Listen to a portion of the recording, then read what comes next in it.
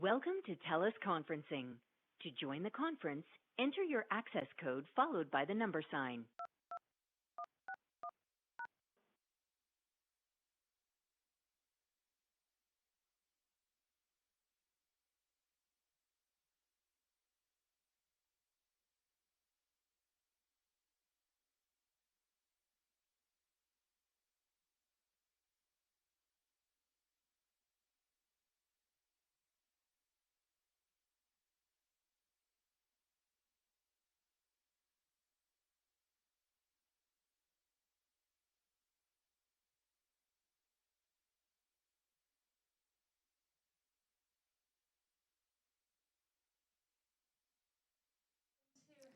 Test, test. Elise, can you hear me? Yeah, I can hear you. Perfect. Thank you.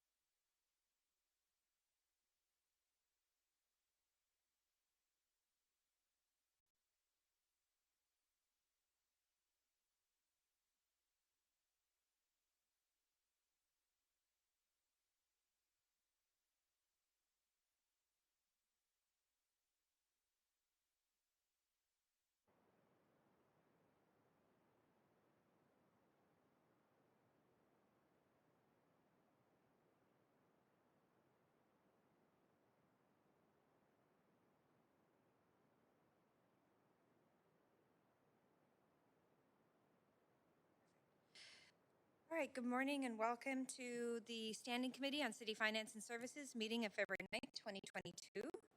This committee meeting is being convened by all as authorized in Part 14 of the Procedure Bylaw. As such, committee members may participate in person.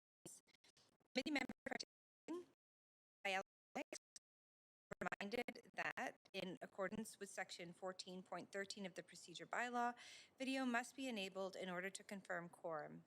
Members are also asked to please advise the clerk if they need to leave the meeting.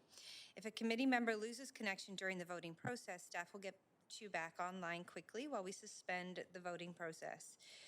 The staff contact information has been circulated to you. Video of committee members speaking, present vote results will be projected on the live stream when available.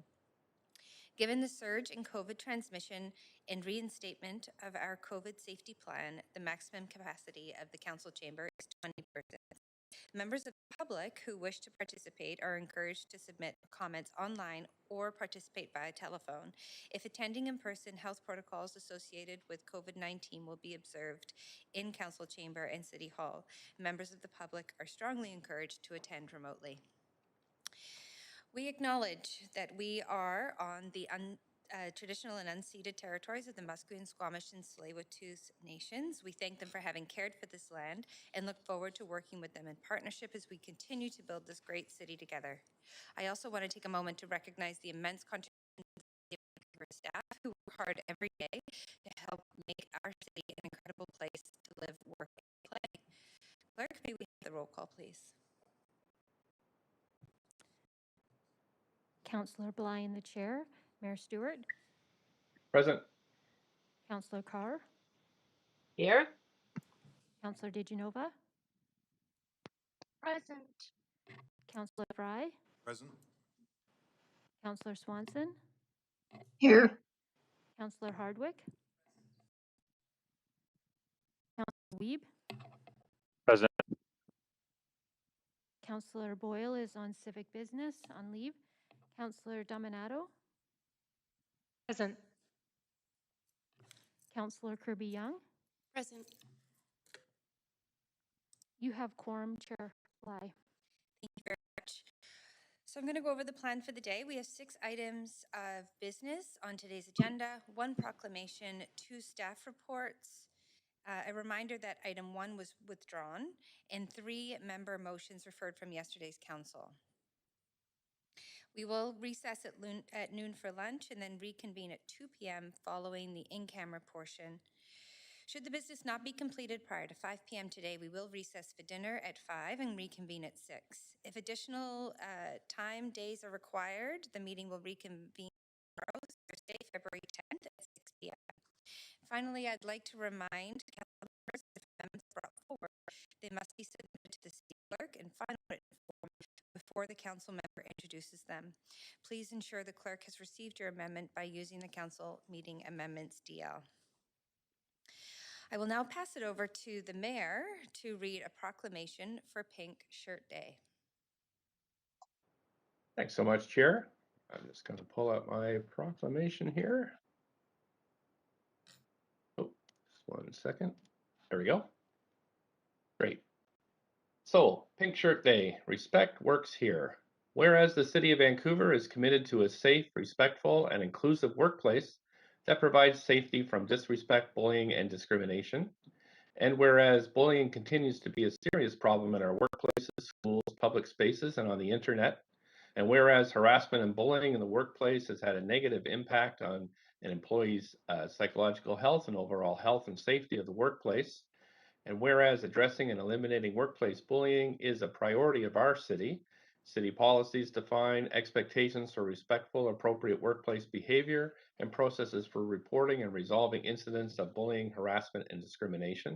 And whereas Pink Shirt Day has evolved since 2007 from a single act of solidarity, 89 students supporting a fellow student against bullying in Berwick, today is an international campaign against bullying and harassment. And whereas the City of Vancouver staff annually hosts a quote "Respect Works Here" campaign in recognition of Pink Shirt Day to promote respectful workplace behavior, inclusion of diversity, equitable and inclusive services, and a safe and caring environment for all. Now, therefore, I, City of Vancouver, do hereby Wednesday, February 23rd, 2022, as Pink Shirt Day. Respect works here in the City of Vancouver. Thank you, Chair. Thank you very much, Mayor. That's great. And I'll actually just go off script for a moment to acknowledge today is also Joe Forte's day.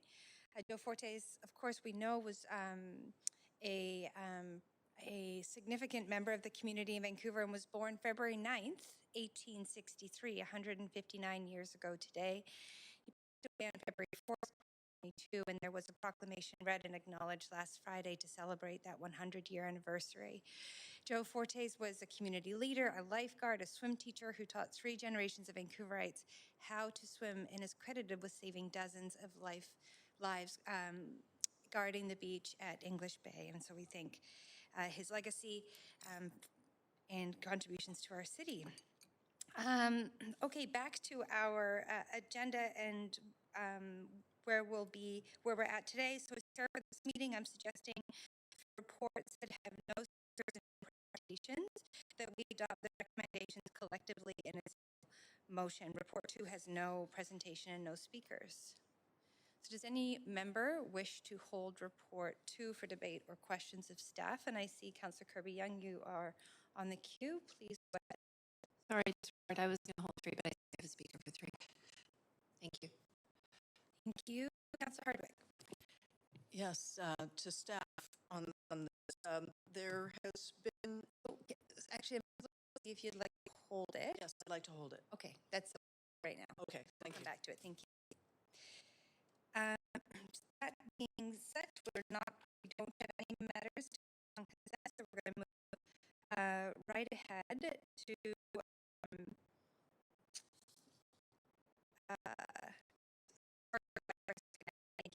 so our dealing with today is land use guidelines policies plans.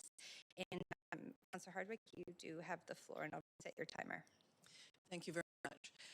We've received some correspondence concerned about the process of how these amendments have been developed. Just a second, Councillor Hardwick, your mic's off. There we go. Go ahead. Thank you.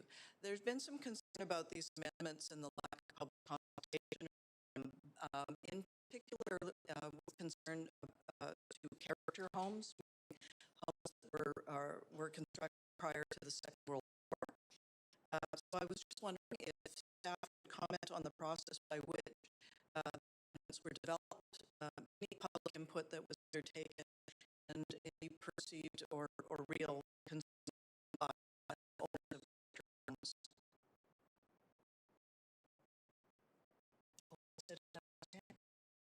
It's very true. Lisa King, Senior Partner, Citywide and Regional Planning. Thank you for the question. So the miscellaneous reports are intended to improve clarity, address errors or omissions, and provide better clarity for the functionality of the bylaws. So they're housekeeping and minor in nature. And the amendments that are brought forward today propose no policy amendments in relation to the character homes. They're clarifying the title of guidelines, so there's no change to the application or the process related to those guidelines. So there was no additional public consultation that was undertaken as part of this report. But the guidelines for RS3 and RS3A are no longer shown on the city's website and appear to have been eliminated. Consultation. Thank you for the question. So the RS5 guidelines apply to the RS3 and RS3A district schedules, and that has been in effect since 1994, and it's noted within the explanatory note of the guidelines as well as there's a note in the title. So the change is no change to the application or the content of the guidelines. It's to reflect that these guidelines continue to apply to the RS3 and RS3A within the title.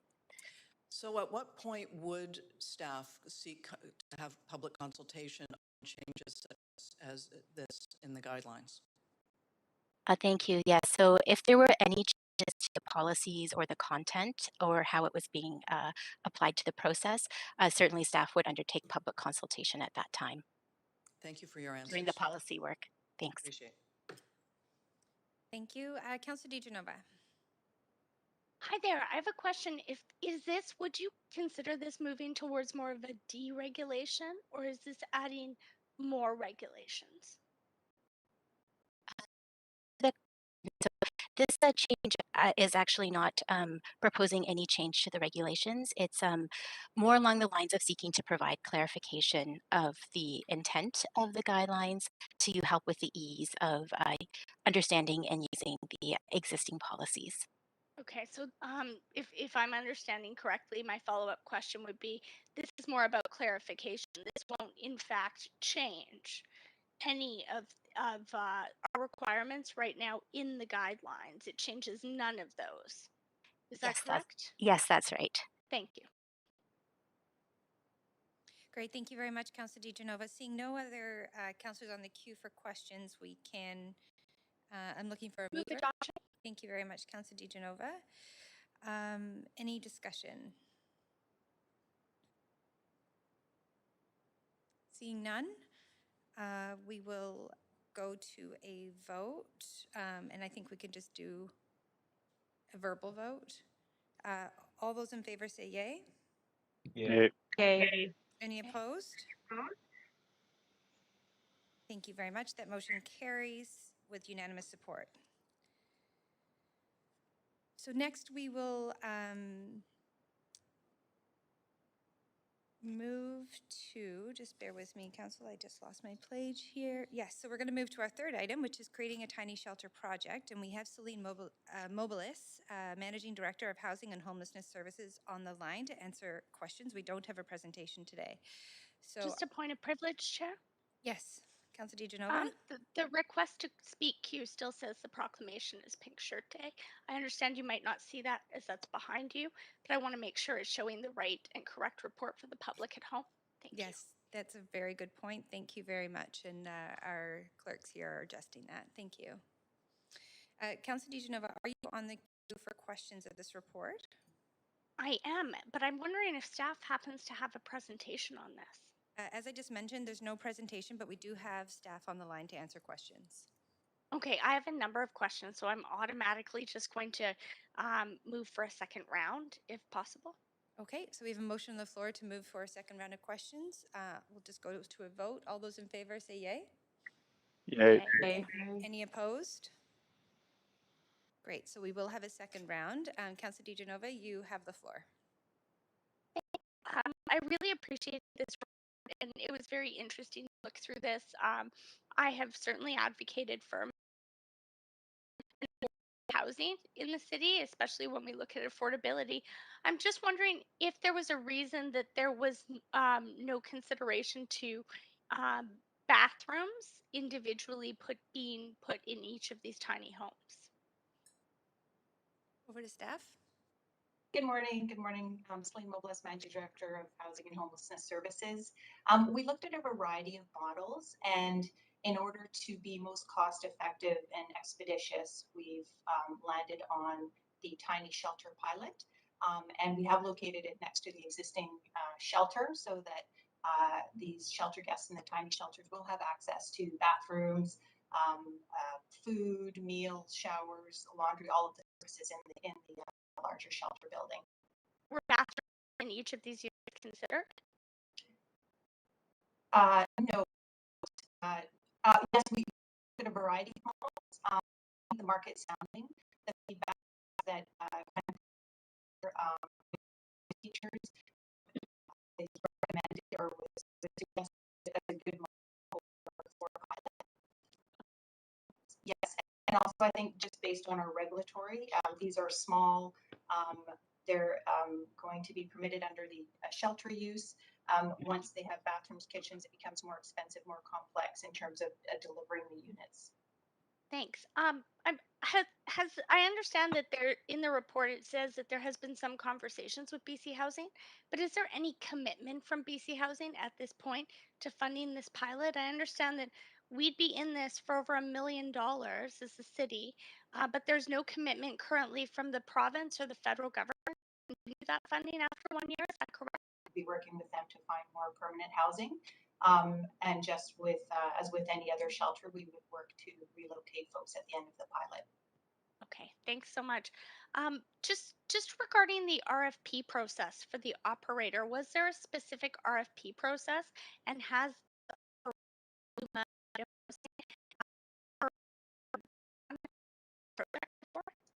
successfully run one?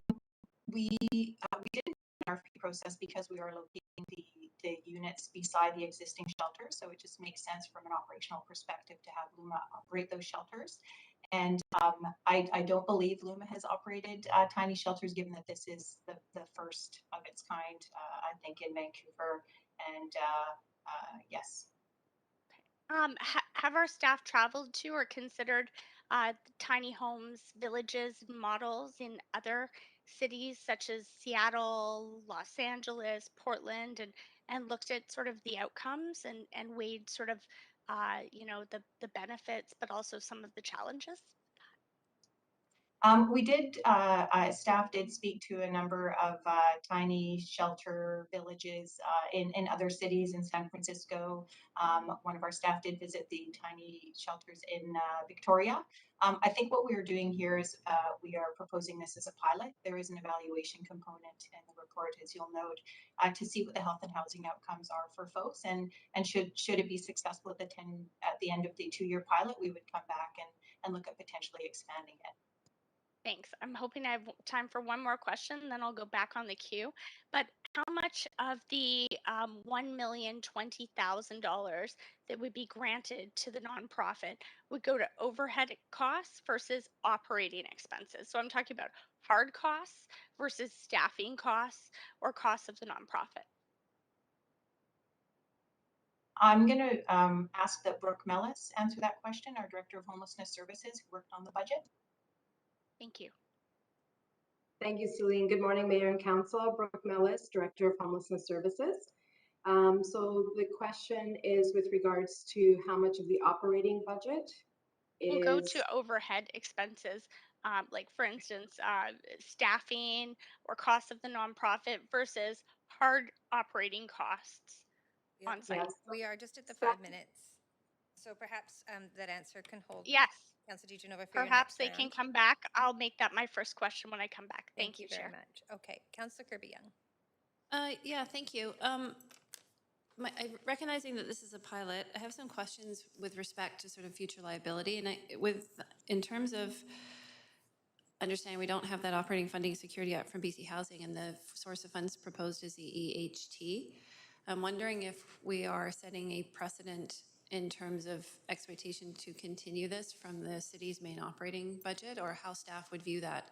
Would continuing with a broader application of tiny homes be contingent upon senior government funding for operations? Sandra Singh, General Manager, Arts, Culture and Community Services. I think once we're done the evaluation and we report back to Council with the pilot, our recommendation would be that this would be a service similar to shelter services that are whose operations are funded by senior government. So we do anticipate continuing those discussions with BC Housing. Okay, so we have to look at it in that context. In terms of the future viability, also want your staff can comment sort of twofold. One is it possible that this could provide a higher quality alternative to shelters, evolving the shelter model? And the second part of the question is, what's the likelihood of being able to extend on a much bigger basis, given the fact that you need land, right, and sites? And so we've been populating sort of available sites with temporary modular housing, for example. So what's the likelihood, because these units don't have showers, future ones could, that affects cost, but you need to have some centralized services like showers, washrooms, meals, and so on. So how scalable do you see this being? This is the second part of the question. The first one, could it be a better alternative to shelters? I think in our research and through the market sounding, it definitely is an alternative to shelters. They are individual structures, so there's some added privacy particular for couples, or perhaps someone that needs a more quiet space than what might be found in a typical congregate setting, or if someone has pets. So there are definitely bonuses, I think, or advantages to this model. In terms of scalability, we did look at a variety of sites and places where we could put this efficient because of its adjacency to the existing shelter. There were very limited, once we kind of narrowed down all of the various options, there were limited sites that we were able to identify. So I do agree, if we have larger sites available, we would want to maximize the density through modular or other forms of temporary housing on those sites. Okay, that was going to be my question, is you get into the land use discussion around what's the best use of the land in terms of speed to provide a solution versus housing people longer term and using kind of the land input. The other question I have, which is around the cost and following up on previous questions, the $500,000 a year, $1 million over 2 years for operating seems quite high, given those existing facilities that's being run by Luma, sort of meals and for 10 to it could be 20. Can you provide perspective on that? Is that to be about $50,000 per individual, or potentially $25,000 per if there's 20 people every year?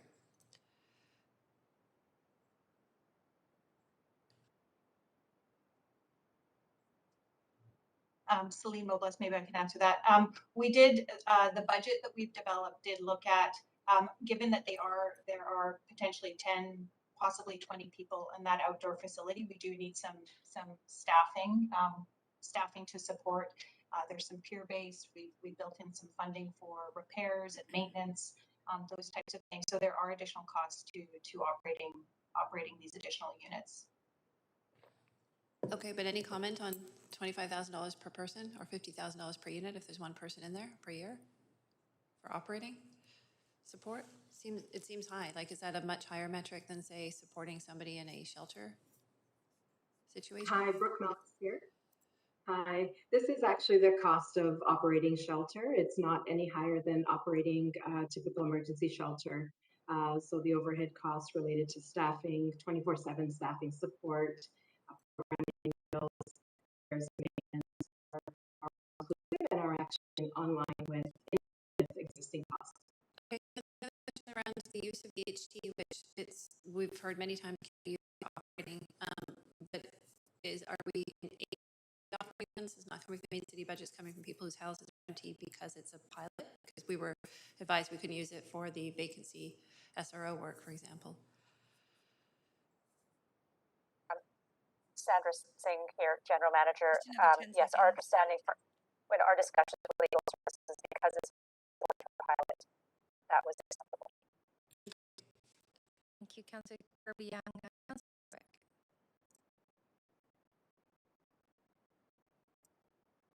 Sorry. You okay, sorry. First of all, to staff, why is there not a presentation on this pilot? It seems quite controversial, and I'm really surprised that we have a report, but we're not seeing a full presentation.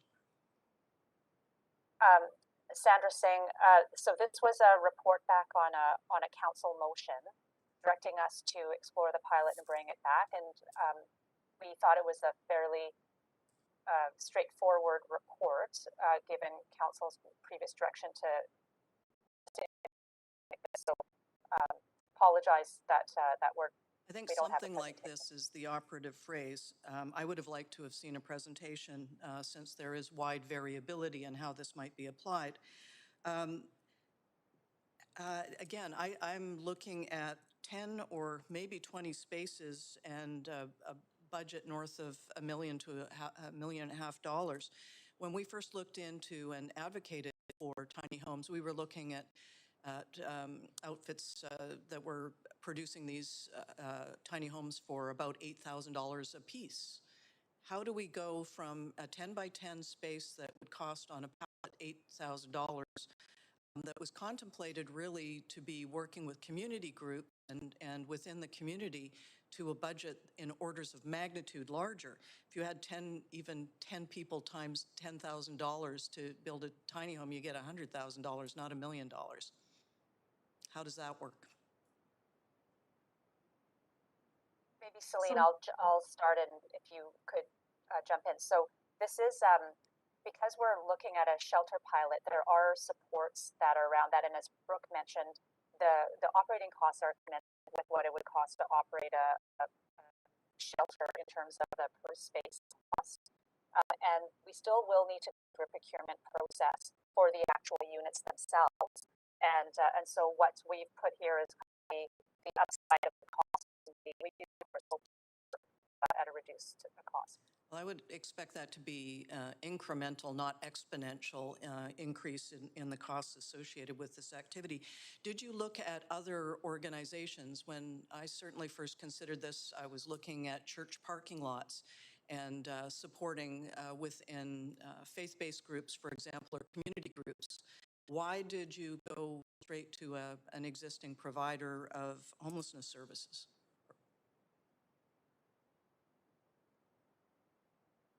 Celine or Brooke, could you perhaps speak to Homelessness the market Services? sounding Well, process?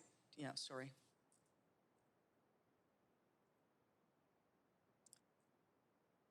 Celine Mobles, we looked at a variety of options. This was, in our opinion, the quickest and the easiest way to implement a pilot, given that it's on an existing shelter. We explored, we had conversations with churches to put tiny shelters. We would have had fewer units, and we would have had to provide all of the on-site services, so bathroom, showers, laundry. There still would have needed to be a staffing component to make sure that the buildings were maintained and that the people living in the tiny shelters were supported. So we felt that the proposed approach today was the most cost effective and able to be expeditiously implemented. So expeditiously dumping the cost of alternatives. I would have liked to have seen some more alternatives instead of just going straight provider. Is it possible to see other scenarios you looked at prior to coming up with this recommendation? Much of the information is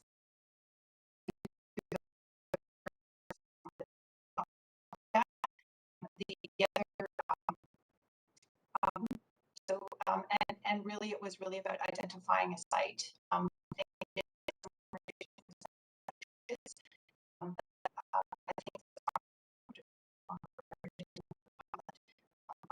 next fall.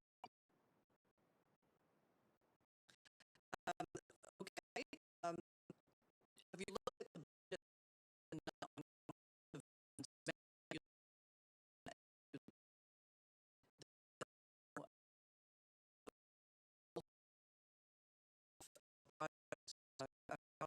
Western North America?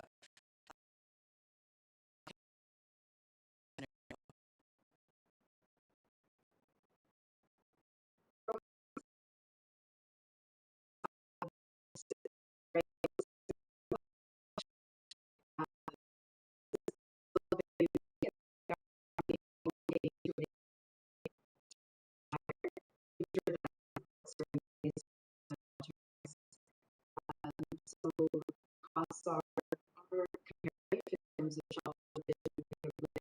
Thank you very much for your responses.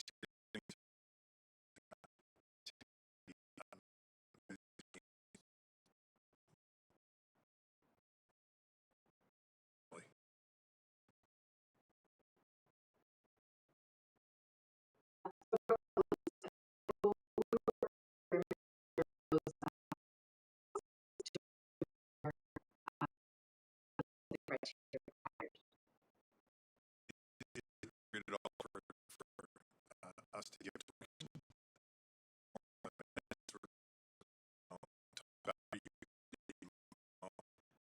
Utility and cost for better.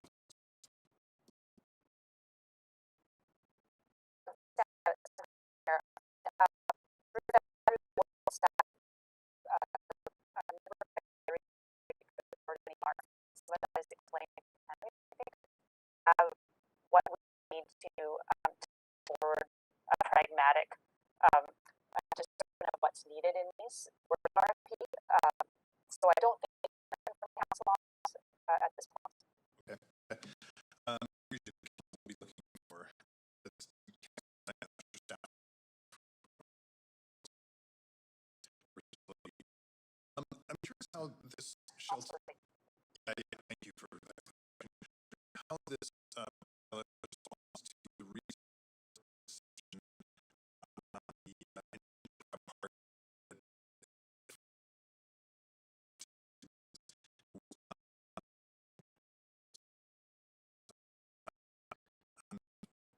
do you think this responds to that at all and the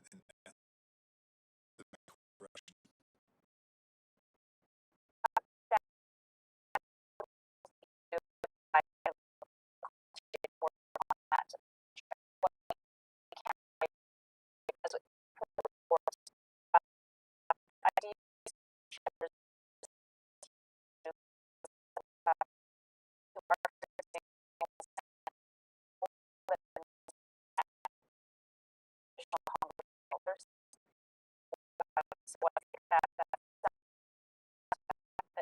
Themselves in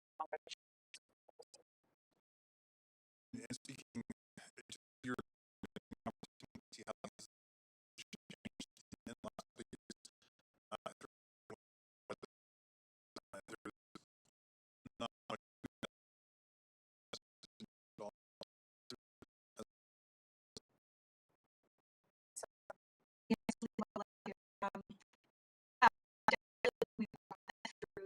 the outcomes of the market sounding and what we've heard and what we're proposing today. And there's definitely an to see the benefits of having any measures in terms of the privacy and other benefits that are referenced in the book. So I think it's interesting for sure. to hear and that's great. How's the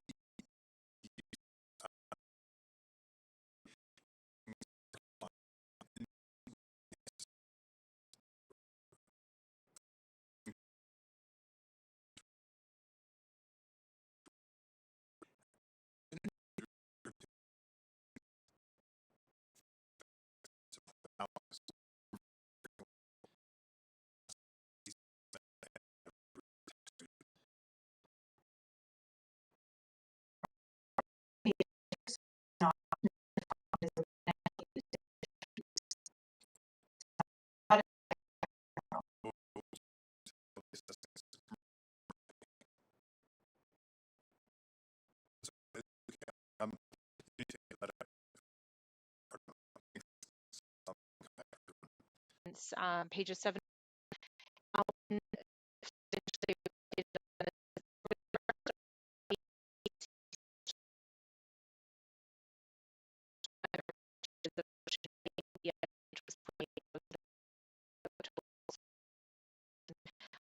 you just walk me through a little bit more of how we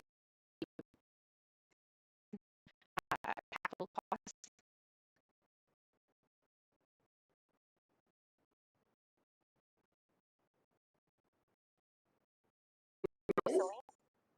Hi, Brooke. So we did also account for a contingency in the capital cost, just again because it's not being aware of things like the final costs, the different components, the actual itself. So we want to be conservative and making sure that we've considered every aspect. There's also costs related to the hookups and in addition to shipping and customs, but actually the hookups to and assembly, all those costs were added to the cost of the structure themselves. Lighting as well, safety, all of those items were considered. Thank you. Thanks. So would it be fair to say, again, you're going to go through your process, realistically, criteria that won't be the capital cost per unit, not be 40,000 per unit, it would be less than that. Would that be fair to say, depending on how busy you get?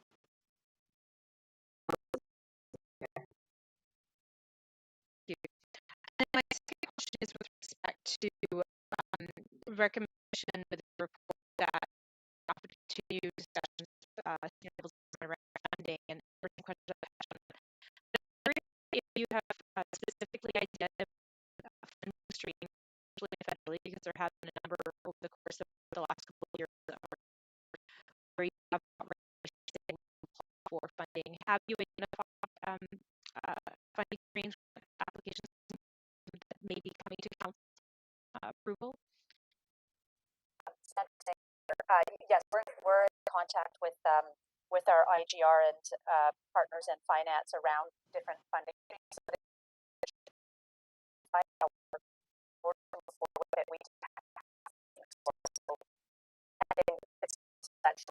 should we receive a grant from the level of government to implement this, then we could redeploy these funds for some other purpose. Okay, thank you. Then last question is to you've allocated $20,000 for evaluation. Do you see an opportunity for this to be a model of tiny homes potentially? We can assume the it's emergency or a different model, but interesting.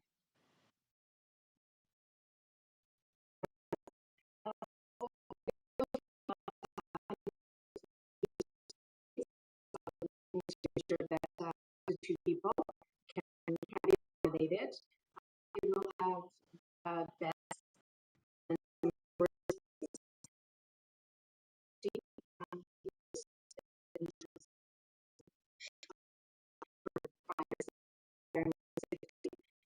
as well as ensuring that we have and air conditioning for units. And yeah, and thank you.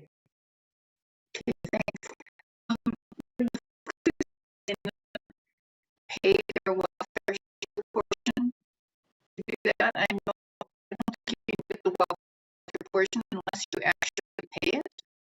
I'm wondering if this could possibly be a source of revenue that would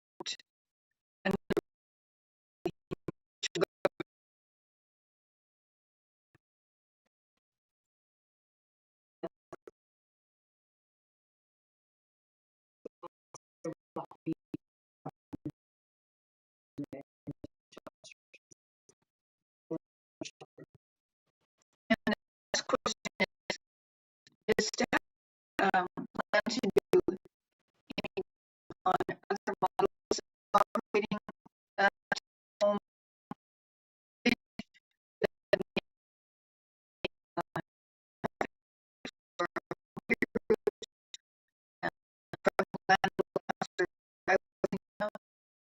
could probably be cheap. Yeah, that was part of the evaluation is to see the challenges associated with the pilot. And once we have that evaluation, back to council and propose next and other models such as you suggest, Councillor Swanson. Okay, thank you. Thank you, Councillor. And I just want to acknowledge our hearing that audio is consistent and there may be some sound issues. So just working on that ITP, working on that to resolve.